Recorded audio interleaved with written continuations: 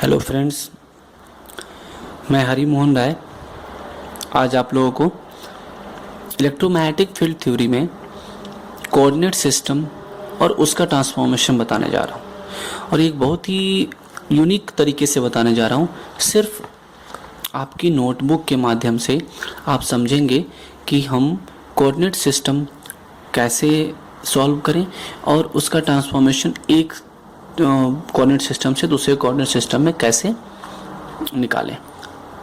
क्योंकि ये बहुत सारे स्टूडेंट्स में ये प्रॉब्लम आ रही थी। बहुत सारे लोगों ने मुझसे ये रिक्वेस्ट की थी कि सर हमें कोऑर्डिनेट सिस्टम समझने में प्रॉब्लम आती है। तो मैंने एक कोशिश की है अपने तरीके से एक ईजी और बहुत ही अच्छा न्यू टेक्निक्स जनरेट करने की, कि सिर्फ आपकी नोटबुक आपके हाथ में होनी चाहिए। अब आप सारे कोऑर्डिनेट सिस्टम इस नोटबुक के माध्यम से इजीली निकाल सकते हैं। चलिए शुरू करते हैं। पहला कोऑर्डिनेट सिस्टम, और पहला जो कोऑर्डिनेट सिस्टम है वो है rectangular coordinate system. Rectangular coordinate system. तो जैसा कि हम जानते हैं रेक्टेंगुलर कोऑर्डिनेट सिस्टम में हमारे पास सिर्फ 3 एक्सिस होते हैं, X axis, Y axis and Z axis. और ये होता है A X in the direction of A X, ये डायरेक्शन ऑफ ए वाई और ये डायरेक्शन ऑफ ए जेड। तो हम इसको समझते हैं इस नोटबुक के माध्यम से। तो आप नोटबुक ओपन कीजिए, कोई भी बीचों बीच आप ले लीजिए और इसको आप 3 इस तरीके से ब्रेक कीजिए ताकि एक दूसरे के साथ परपेंडिकुलर ये बने। तो इसको ऑर्थोगोनल बोलते हैं।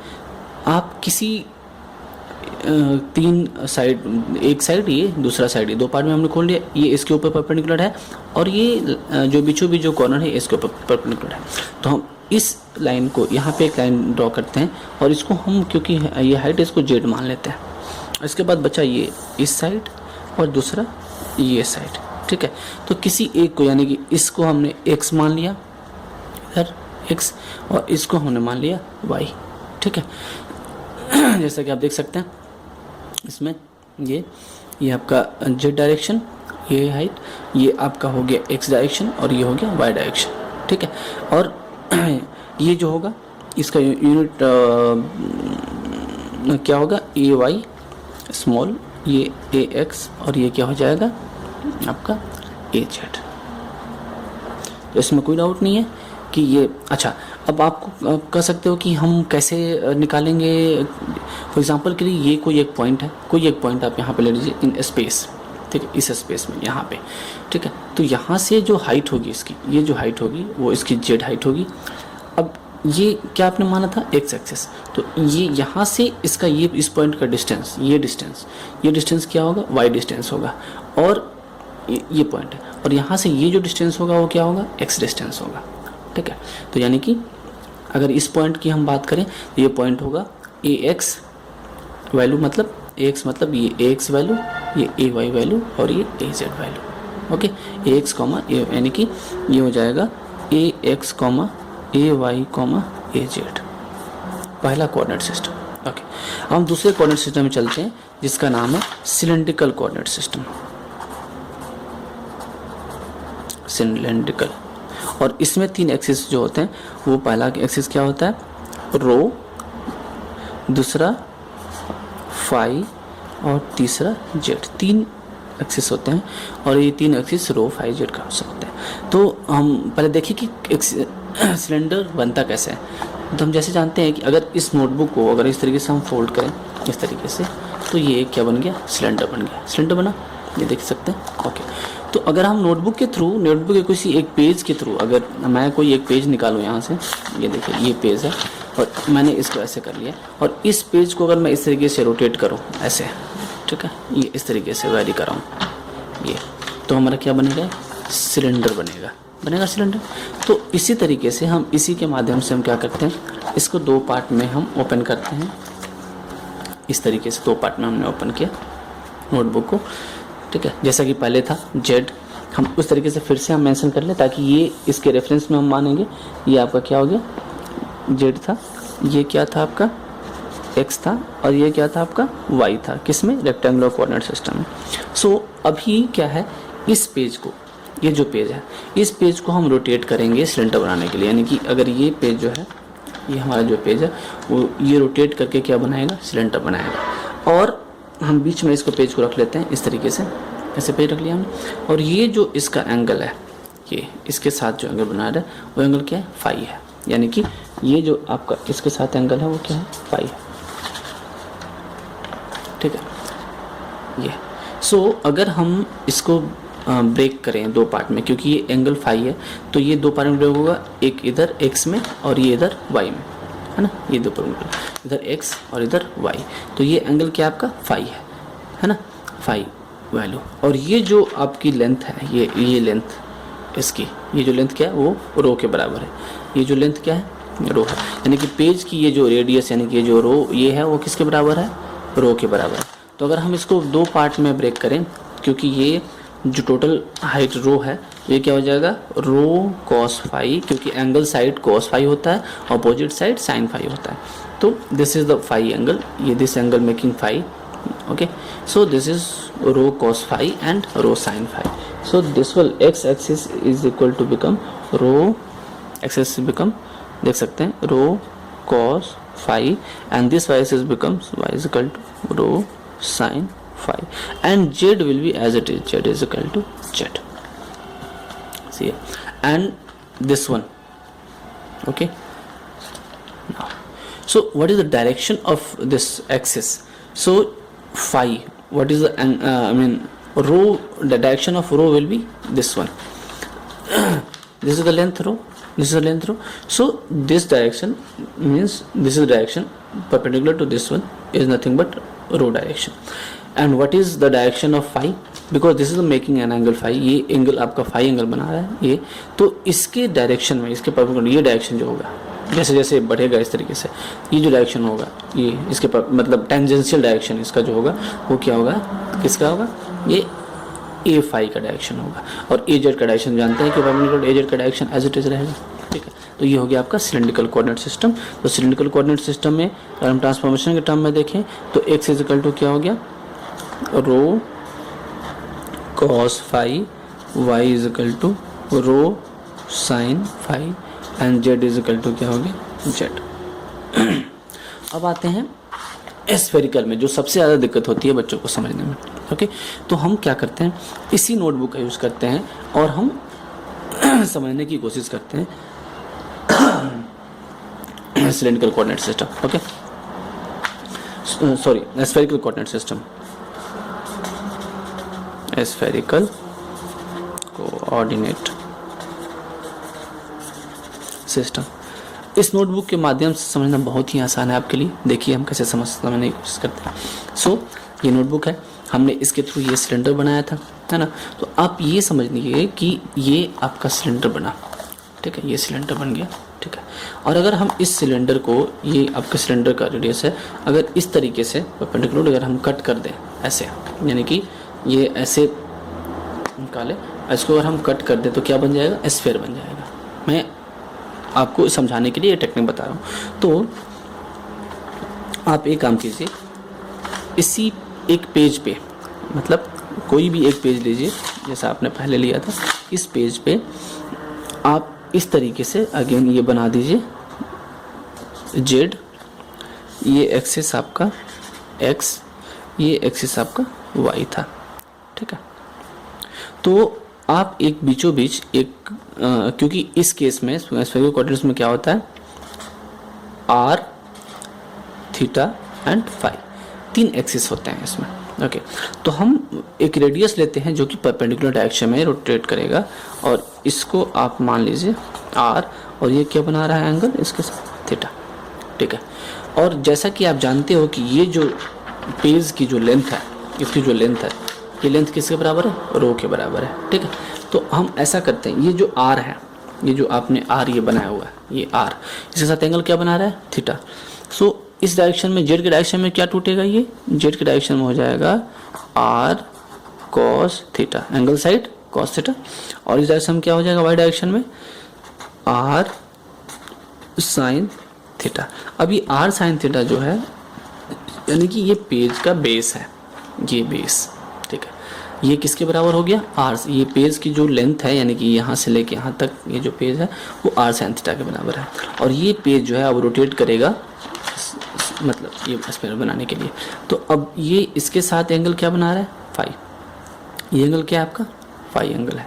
सो अगर फाई एंगल है तो ये इसकी लेंथ कितनी है, आर साइन थीटा। तो इधर टूटेगा, क्या हो जाएगा, R sine theta cos phi, R sine theta sine phi. ठीक है, फिर से ये इसको हमने आर को दो पार्ट में तोड़ा, R cos theta, R sine theta. और ये जो पेज की लेंथ है वो किसके बराबर है, सिलेंड्रिकल में हम पढ़ चुके हैं, रो के बराबर। तो अगर हम इसको तोड़ें इधर, तो रो कॉस फाई था, इधर रो साइन फाई था। तो अब इसकी लेंथ है आर साइन थीटा, तो यानी कि आर साइन थीटा और ये एंगल क्या बना रहा है, फाई बना रहा है। तो R sine theta cos phi, R sine theta sine phi, यानी कि इधर एक्स इक्वल टू हो गया आर साइन थीटा, तो डिस्टेंस है ही आर साइन थीटा ये है, और ये इधर क्या हो जाएगा कॉस फाई, और इधर क्या हो जाएगा R sine theta sine phi. ठीक है, यानी कि अब x की वैल्यू अगर हम निकालें, x एक्सिस के यानी कि रेक्टेंगुलर कोऑर्डिनेट में स्फेरिकल की वैल्यू क्या होगी, तो x इज इक्वल टू हो जाएगी r sine theta cos phi. ठीक है, y की वैल्यू क्या हो जाएगी, r sine theta sine phi, and z, ये जो z है उसकी वैल्यू क्या है, ये z is equal to r cos theta. ठीक है, अब आपकी बात आ गई यूनिट की। यूनिट जो है वो एक्सिस का डायरेक्शन किधर होगा, जैसे आर। तो अब ये जो आर है ये इधर की तरफ यानी कि रेडियस के डायरेक्शन मूव कर रहा है, तो ये हमारा आर का डायरेक्शन इधर हो गया। जब हम बात करते हैं थीटा कि थीटा कैसे रोटेट कर रहा है, theta is nothing but angle which is making like this. Okay, तो थीटा का जो इसका जो डायरेक्शन होगा ये इसके टेंजेंशियल डायरेक्शन में होगा। जैसे जैसे हम इसको बढ़ाएंगे तो थीटा का डायरेक्शन टेंजेंशियल डायरेक्शन में होगा। और फाई जैसा कि हम देखे थे पिछले में भी, फाई का डायरेक्शन क्या होगा, ये फाई का डायरेक्शन होगा। जैसे जैसे मूव करेगा इसका टेंजेंट क्या होगा, ये फाई होगा। यानी कि ये जो मूव करेगा आर, ठीक है, तो यार आर यानी कि जो रेडियस है, रेडियस के परपेंडिकुलर डायरेक्शन में क्या होगा आपका ए आर होगा। थीटा यानी कि इसके टेंजेंशियल में क्या होगा, जैसे जैसे टेंजेंट ये मूव करेगा थीटा, ओके, ये होगा। और ये जो फाई होगा ये इसके में होगा, इसके टेंजेंशियल होगा फाई। सो ये आपके यूनिट हो जाएंगे, यानी कि A R unit vector, A theta and A phi. ठीक है, सो इस नोटबुक के माध्यम से हम तीनों कोऑर्डिनेट को यहाँ पर लिख सकते हैं। ठीक है, रेक्टेंगुलर, तो रेक्टेंगुलर में क्या हो गया, एक्स वाई एंड जेड। जब हम सिलिंड्रिकल में आते हैं तो सिर्फ क्या करना है, इसको दो पार्ट में ब्रेक कर देना है, और ये पार्ट में क्या बनाता है, फाई एंगल बनाता है। तो x की वैल्यू क्या हो जाएगी, रो कॉस फाई, इस डायरेक्शन में कॉस फाई, और y इज इक्वल टू हो गया रो साइन फाई, और z is equal to Z रहेगा। और स्फेरिकल में जैसे हम देख चुके हैं, स्फेरिकल में ये थीटा था, इस डायरेक्शन में क्या हो गया आर कॉस थीटा, इधर R sine theta, R sine theta, फिर इस साइड में ब्रेक करेगा R sine theta cos phi, और इस साइड में इस डायरेक्शन में वाई डायरेक्शन में क्या हो जाएगा R sine theta sine phi. ठीक है, ये वैल्यू हो गई। अब आप इससे रिवर्स डायरेक्शन में भी जा सकते हैं कि x is equal to rho cos theta है, y is equal to rho sine rho cos phi and rho sine phi है। तो हमारी रो की वैल्यू क्या होगी x के टर्म में। तो अगर हम दोनों के स्क्वायर कर दें, अब देख सकते हैं इससे निकाल सकते हैं दो इक्वेशन से। So under root X square plus Y square equal to क्या हो जाएगा, रो हो जाएगा, और फाई की वैल्यू क्या हो जाएगी, tan inverse y by x के बराबर हो जाएगी। सिमिलरली जब हम स्फेरिकल कोऑर्डिनेट में जाएंगे, जैसे स्फेरिकल कोऑर्डिनेट, तो आप देख सकते हैं कि x y z है ना। अगर हम तीनों इन इसका x square plus Y square plus z square कर दें, ठीक है, तो क्या हो जाएगा are square sine square theta, r square sine square theta, ये cos square phi sine square phi, और r square cos square theta. तो इसमें r square cos square r square sine square theta, r square sine square theta common हो जाएगा, cos square phi, इसमें sine square phi, दोनों मिला के क्या हो जाएंगे 1, और इधर क्या हो जाएगा are square cos square theta. तो यानी कि आर की जो वैल्यू हो जाएगी वो क्या हो जाएगी √x² plus y² plus z² के बराबर। आप सॉल्व करके देख भी सकते हैं इसमें, ठीक है। सिमिलरली जो फाई है इस केस में, वो फाई क्या रहेगा, सेम रहेगा जो प्रीवियस में था, tan इनवर्स y/x के बराबर, ठीक है। और जो थीटा, इसमें हम जो थीटा निकालेंगे तो थीटा इज इक्वल टू, हम निकाल सकते हैं, अच्छा यहाँ पे आप देख सकते हैं थीटा है, ये भी r cos थीटा, ये r sin theta, r sin theta है ना।